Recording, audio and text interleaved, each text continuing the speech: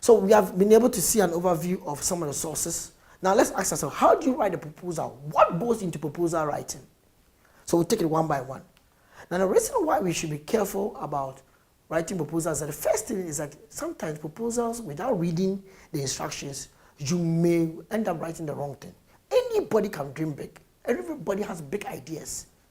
But not everybody is able to write and communicate those big ideas. That's why one of the courses that we'll be taking later on is how to write, or business writing skills. So we'll look at that later. But anybody can dream big. So we have to be very careful that can we dream big and write big? Get it? Can you dream big and write big? So read the instructions, the most important. Review the program focus. Get to know what is expected of you. Review the evaluation criteria. What would they be looking out for? Sometimes it's written within the advert or the call for applications, and be sure that you will satisfy. For example, even make sure that even in your summary, you point out that your work is satisfying the key criteria. For Star Ghana, you have to show that there's gender inclusion and social inclusion in your work, and then don't be too subtle about it. Use subtitles, boldface if needed, so that people can see what you want to communicate. And then follow all the section requirements: page length, how many pages they are asking for, the formatting style, if you're supposed to write in a particular font, write in that particular font. If you're supposed to also make sure that you don't go beyond a number of pages, make sure you stick within the number of pages. Now, what are funding agencies looking for? Now, the cartoon says that agreed. We fund only proposals we understand. This is the baseline. Everybody should know. If I can't understand, if you can't communicate to me through your proposal, how can I become convinced and fund you? So what reviewers look out for? Why is this business idea important and worth pursuing and funding? Why is it better than somebody's own? Now, has the person done something before to show that he has got a track record, and that if I give him my money, he can be able to do that? Now, what work has the person done on his own? Sometimes you may need to even do some work on your own at your own cost. Publicize it in newspapers and then come back and apply. Then you can refer to that one to show that you have got some record of doing this. Then why are you the best person, well positioned? Do you have the resource skill or personnel and the facilities to be able to accomplish this particular project? That's what they want to know. Now, most important, start early. You have to give ample time for all proposal writing, because you never know what you may be required. Sometimes it may require you to go and do some market study. So if you don't start early, you cannot successfully complete your market study on time. If available, look at an example of some of the successful grant applications. Who won? Like I showed you the previous winners of Star Ghana's own. So you can check who has won before. Review the list of previous funded projects and gauge how it fits yours and how close your own comes to it. But check it, because sometimes the themes change. Maybe last year the theme was on entrepreneurs who are on gender. But this year the theme can be on entrepreneurs who are on climate change. So always you want to check. Do several drafts of your proposal and then connect with your co-applicants and collaborators early on so that you can work together. Get peer feedback. Give it to somebody who is a skilled person in the area and a person who has a general idea of the area, so you can get good feedback on your work. Proofread carefully and check all your budget calculations so that they add up. I've had situations in which I was putting out a proposal, and one of the challenges I had is that I was putting in more money for somebody like a secretary than the project leader. And I remember one of the reviewers pointed out to me that, how possible? How much effort is the project leader putting in? Why is he not putting in enough effort, and you are making sure that you are paying the secretary more than the project leader? However, the reason why it had happened in my report, which I didn't explain in my budget, was that the institution who was asking for the report was asking that the salary top of the project leader is just a top up to his original salary. So he doesn't need much money from the project. He wants to just resources to get it done. But the secretary is a new appointment. I didn't explain that. So if I had explained that in my report or in my proposal, it could have made it much more understandable to the reviewer that the project leader seems to be a part-time person, whilst the project secretary, it seems to be a full-time appointment who has been taken for the project. So please make sure that your justifications of your budgets is visible. So let's go through the outline. Now, even though proposal structure may differ, some, in a generic sense, there are some typical or elements of a proposal. And one of them, and this is what I'll point out: the summary, institutional profile, objectives and goals, context and background, measurable results, significance and impact, project activities and work plan, communication of the results or dissemination, references, training plans and description of team, budget and budget justification, appendix with the CVs, the resumes, and the curriculum vitae of the participants or the project leaders, and letters of support, companies who have said that they are going to work with you on this project. Now, the first one is a project summary. Even though I gave this outline, it doesn't mean that every particular project has all this outline. Sometimes they may drop some of their outline items, and sometimes they may rearrange them. But the most important one to start with the project summary that everybody will read is the most important piece of writing the application. The most widely read section, too often most neglected and hastily written by project leaders or fund people who are looking for funds, because it's the last thing they write, and they write it in the last time, the very last thing they put together when they are going to submit their report or their proposal. So they forget that it's important. So the elements that are needed inside are not well taken into consideration. The most important thing there is that you have to try and emphasize the urgency of your problem, the originality of your response, especially if you have got some unique technology that you are going to put across in this particular project, significance and potential impact of what you do, and the collaborators that you are going to involve, and the capacity of these collaborators. Now, you want to make sure that you invoke some curiosity and some desire in the reviewer to read more, especially in how you write the originality of your response and the significance potential of your findings. Good. Now, the next thing that you're going to do is the institutional profile. Now, what are you are applying? So people don't know about you. So who are you? What's your vision and mission? And how does it connect with the project you're applying to? Legal establishment. Are you legal? Like Microsoft is saying that, is it legally registered? And what the dates included. Sometimes they may even put some illegal documentations at the appendix. Key achievements since you began. Do you have a track record of winning some awards? Winning certain things within that particular field, which is maybe important. Current staff and resource strength to show that you can demonstrate capacity for this project. Current related engagements, which are not finished. Maybe you are applying for something on gender inclusion, on concerning policy development at a district level. However, in that same continuing community, you are also doing something on training of female teachers. So you can mention it because it's related together. And credible partners, have you worked with? Do you have some credible institutions that you have worked with? Have you done some jobs with other agencies?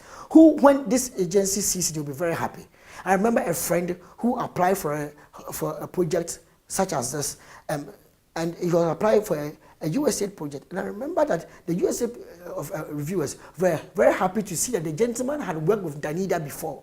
So it made him, give him a plus or give him an edge over the other competitors who are also applying for a job. So sometimes your credible partners you have worked with, and the fact that you are able to work with them give another institutions the confidence to know that you can also work with them. Then future ambitions related to that project that you are going to work on, or you are working on, and how it is tied to the project that you are applying for, or you are looking for money for. Or maybe sometimes some sustainability ideas you may have, you may want to put it across. Most importantly, I will always say that make sure that by the time you finish your institutional profile, they know the name of the company. People forget about this. We have done this, they don't mention the name of the company. So make sure you mention the name of your company. And you don't mention, clear it up, because especially if your name has about 2 or 3 main names in the media. Because some reviewers may Google your company's name and check. So make sure you have the right name of the company. Especially if your track record was with a previous company and then you have rebranded. then you have to be very careful how you present the story so that they know that it's that same company that is applying. Okay. Objectives and goals. What are you going to achieve? Now you have to give SMART goals and objectives: specific, measurable, achievable, realistic, and time-bound. Let it be clear, and so that those who are reading it can understand. And then also make sure that the goals tie into what they expect you to do. So anytime you're writing your goal, make sure that your goal has a relationship. So, for example, the Microsoft example had the economic empowerment. So make sure one of your goals has something about economic empowerment. If you are doing something for Star Ghana, you have to make sure that one of them is related to what? To gender inclusion or social inclusion. And if you are doing something for UNESCO, who is more about into transparency, archiving and protection of cultural heritage, make sure that you are also mentioning those kind of things in your project, in your objectives. So when I, as a project reviewer, I take it and I look at, or a program leader, I have some funds, I look at your objectives and I look at what we do as an organization. There should be what? A synergy. Some people call it fit with our interests. Is it fit with our interests? How does it fit with our interests? So let's do a small workshop activity. Take about 5 or 7 minutes. In relation to that US grant from Microsoft, US dollars grant for $20,000 grant from Microsoft, what are your project objectives and goals? So write it down. I'm giving you some 3 minutes to do so.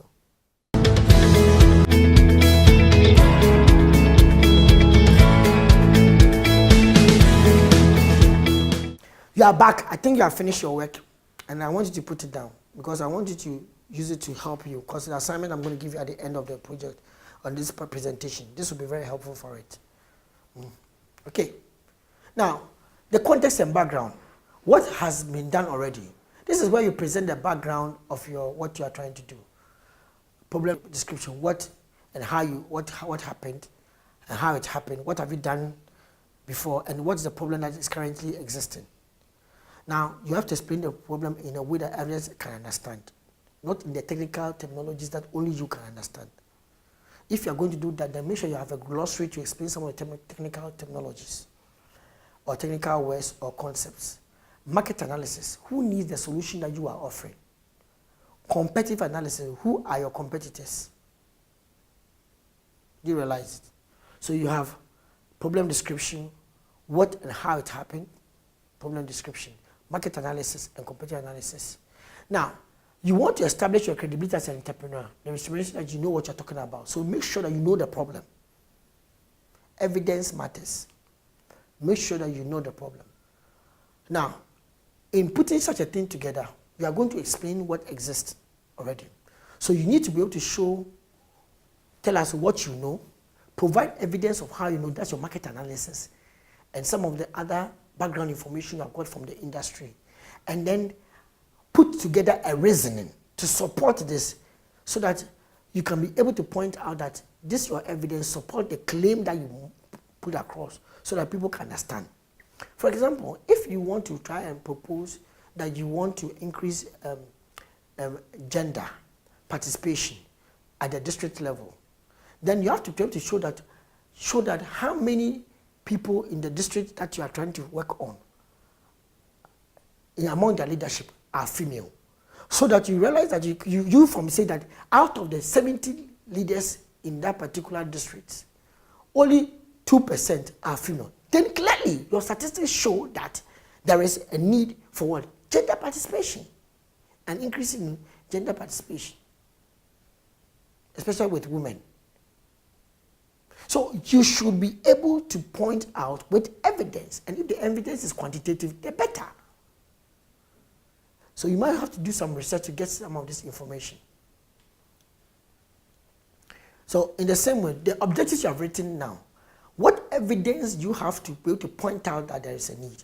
So try to draft a small problem definition, a description of what has to be done. Now identify what have you done yourself in that community. What is the problem? What have you done yourself in that community? Or whatever you want to do, project you want to write on. Who needs what you have? It's an entrepreneurial ground, so who needs what you have? So what project do you have? Who needs what you have? And who are your competitors? You are bringing in a new way of sending money to people in the village. And you are saying that instead of text messages, you want to use voice messages. So the person records his voice to show that I'm giving you 20,000 Ghana cedis or 20,000 US dollars or 20,000 CFA. And you send it by voice to the person. So when the person hears the voice, it's confirmed before the money is paid. Now, if you want to do something like that, which is a little bit ambiguous as I'm using that as an example, and you say that, so unless you hear the voice of the person, you don't pay the money. Whilst in the other reasoning, it was more about in current projects, our competitors are using what? Code. That when you have the code, then we'll give you the money. Now you are using voice. It means that every person who is going to work on this particular platform or the receiving agents should have your voice recorded already so that they can match your voice with the voice that the person who says you have sent him money will show. So that at the end of the day, when you listen to that voice, you can say, okay, it matches. It means that you have more complexity coming in. Now you need a voice recognition software. As soon as you place the voice, you say, yeah, that is Kwame's voice, or that is Tayo's voice, or that is Diop's voice. So it's confirmed. Pay him the money. So you are using voice recognition technology. It means that all your agents who are going to be paying the money should have that voice recognition technology to be able to make it a possibility. So whenever you are choosing a technology, applying such a thing for an entrepreneurial grant, one thing you should try to know is that, have you got all the things that you need to be able to make it work? And how does your technology make it more superior than other competitors' own? How does yours? For example, text messages use mobile SMS messages. And sometimes people complain that the text message doesn't come, so the money then is not received. That is what some people complain concerning the current money transfer systems. And I know some of you have experienced it before. So you are trying to use voice. So how are you going to send a voice? Through what? WhatsApp. And WhatsApp, it will go and deliver. But it means that you are presuming that everybody has data. I hope you understand what I'm trying to say. So if everybody has data, that means that you can receive the content that you are sending to them. So anytime you are trying to bring in a technology innovation, ask yourself that, do you have who needs what you have? And the people who need what you have, do they have the technology to be able to access or the means to access what you have? Hence, you may need to rethink your concept or what you're proposing to Microsoft. If it's too complex to implement and too much money is needed than the 20,000, you may have to change it. Or if it's more difficult to use than what your competitors have, maybe you may have to change it. So if you want to beat your competitor, the best thing is to have something which is much more as a good alternative, but it may be cheaper or more secure. That means that the person who is reviewing the documentation or reviewing the particular application that you have put across, the person can say that, oh, this innovation is better than that of their competitors' own in area A, area B, and area C. So please make sure that your competitor, you know the strengths they have. Then you capitalize on their weakness and make sure your product is superior than their strengths and addresses their weaknesses. That is what will make yours unique. Okay, so I'm giving you 3 minutes. Write it down.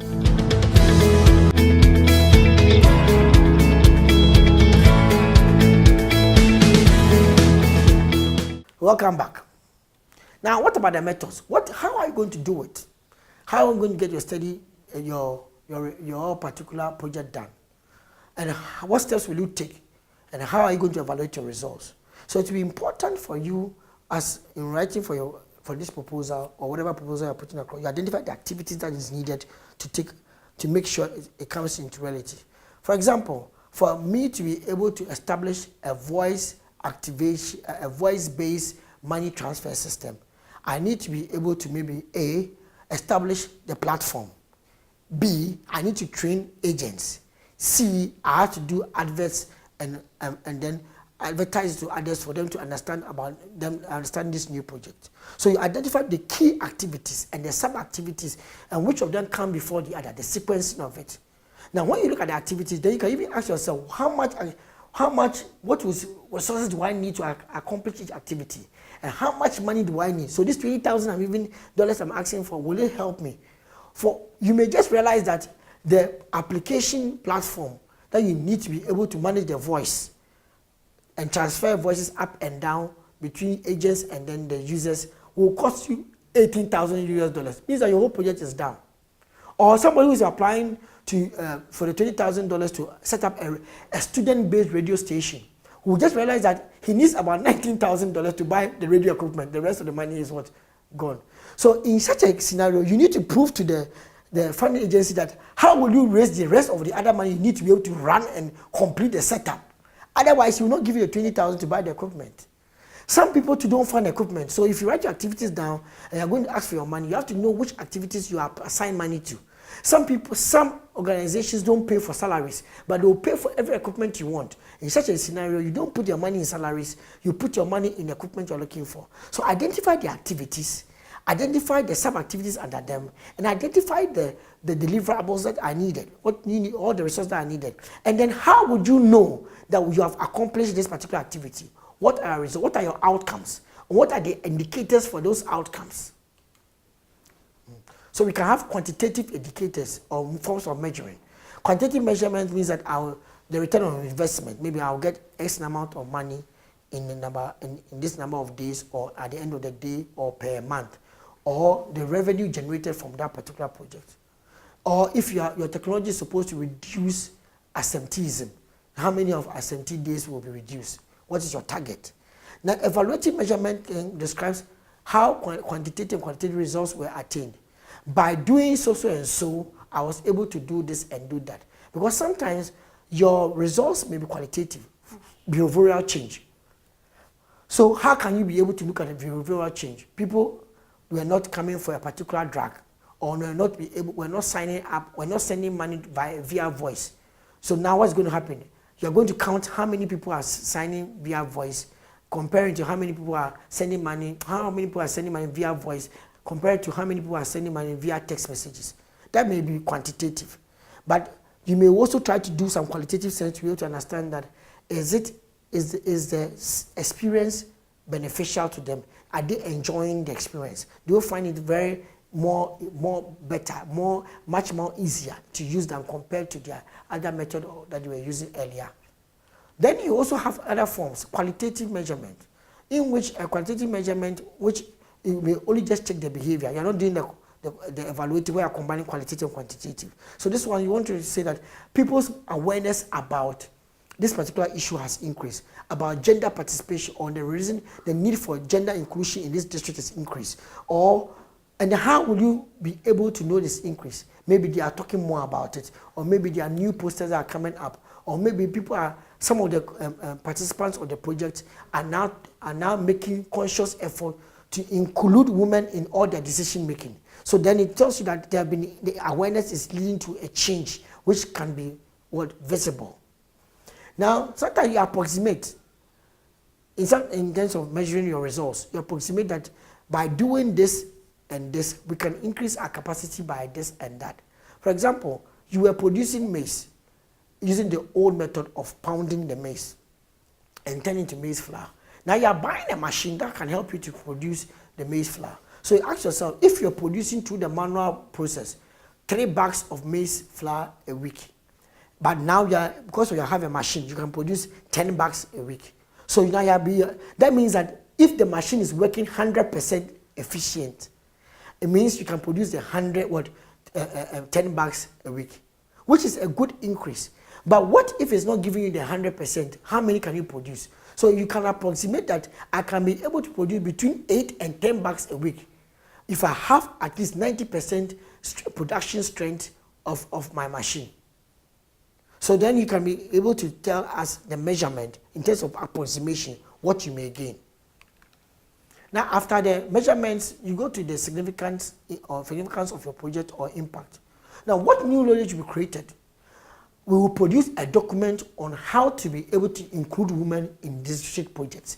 By this project, I'll be able to increase the security in the transfer of money among the rural folks. Because of what you are using voice-based money transfer system. Why is this new knowledge valuable? So you compare what you have created with what you said, what it existed. What change has it brought? What new knowledge has it created? What new addition, awareness has it created in the community?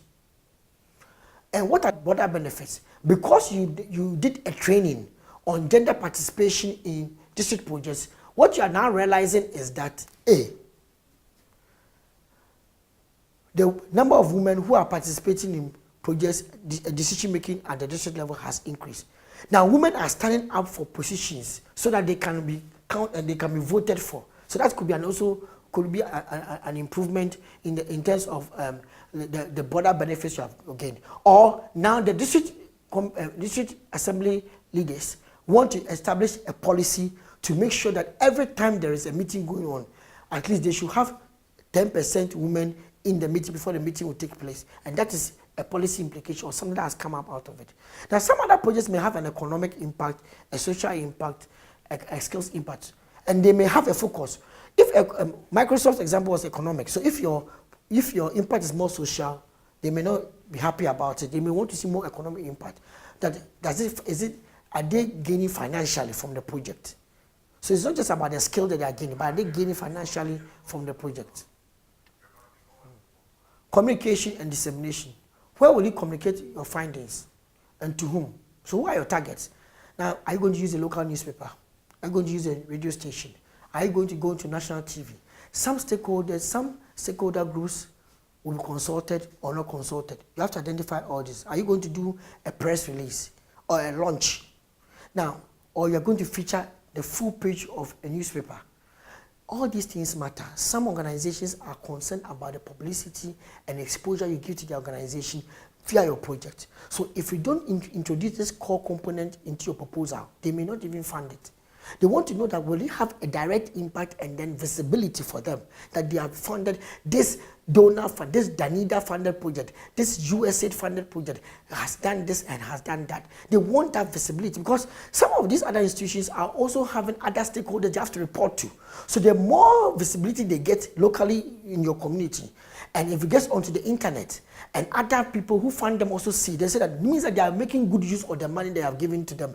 And it also means that next time when you also go to them, they will give you more money. So it is always important that you make it visible, communicate your project, make sure that people know about it. In fact, sometimes project leaders are very, very keen to make sure that they get an important personality, like the regional minister or like a president of an association or a key stakeholder to be at, or the chief or king of a town to be at the launch of the project, or even sometimes when they have not even begun the project, so far as the funds have been received, they do a short cutting to show that they are going to do this project. When they finish, they bring the media around. Then it gives the visibility that this has happened. Then what does it also do? It gives documentation for you that you are a good educator of funds. When you give funds, so you are able to use it very well. And it also means that your next person who may fund your project may be watching you in the media and say that. So when you come to them and say, oh, we know you. You are the one who did this and this and this for you. Then they say, okay, yeah, we would. So for us, you did it for USAID. Then we DFID, we can trust you. We UNDP, we can trust you. So we want you to, I will encourage you to make sure that all the media, and keep record of it, have got a good stake in your visibility. Even if there's no funding, they don't give you money for visibility, or there's no project fund for visibility of the project. Make sure that you budget that you yourself are willing to put in extra funds to make sure that this project is disseminated to a larger audience. Some other donors don't want any publicity. They tell you that don't mention it anywhere, don't do anything. It's because they may have reasons about that. And you also have to adhere to it when they say that they don't want it. I know your question you're asking, in such a case, what then should I do to make sure that I'm visible?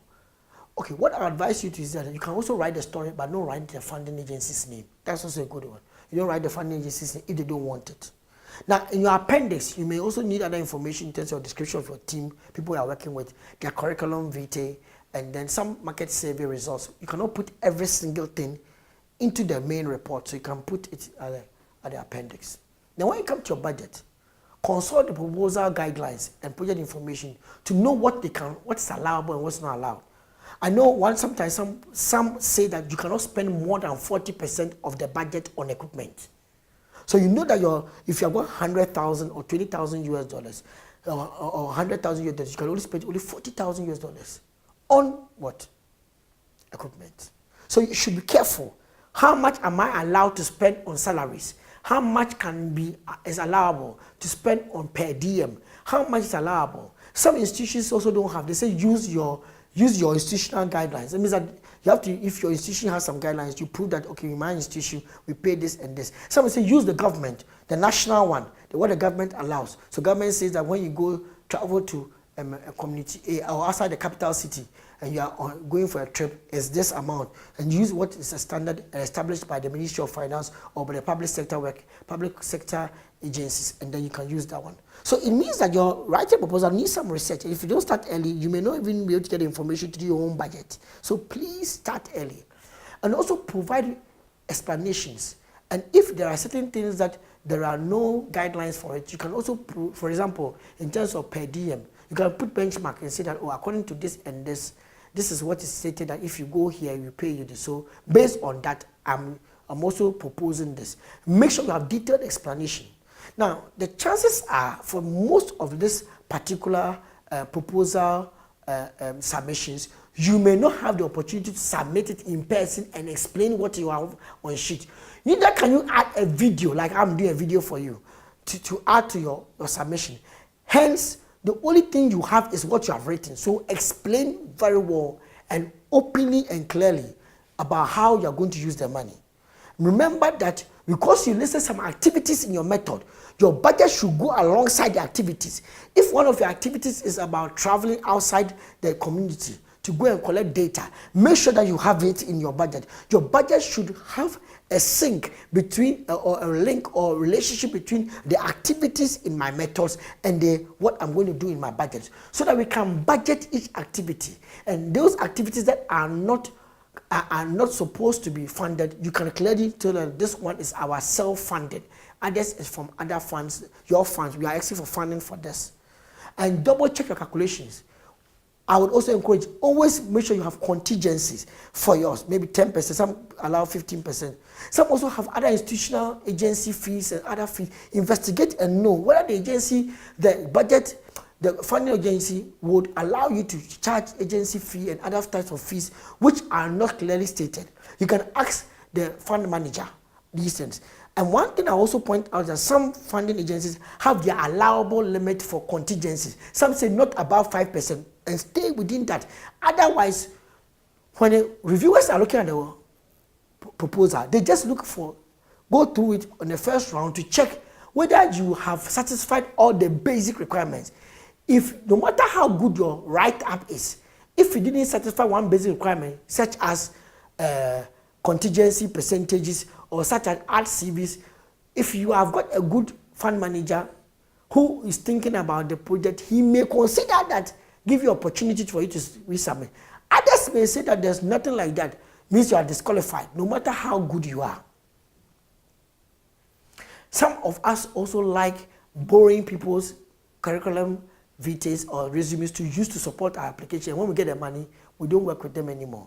Now, we have to be very careful because some fund agencies also make a call. They may make a call to the person and find out that this guy has bought your CV. Are you really part of the project? What will be your role in it? They could make a call and they may state it.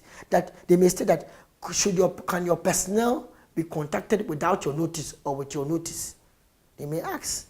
I've seen it in a number of international projects, proposal documentation before.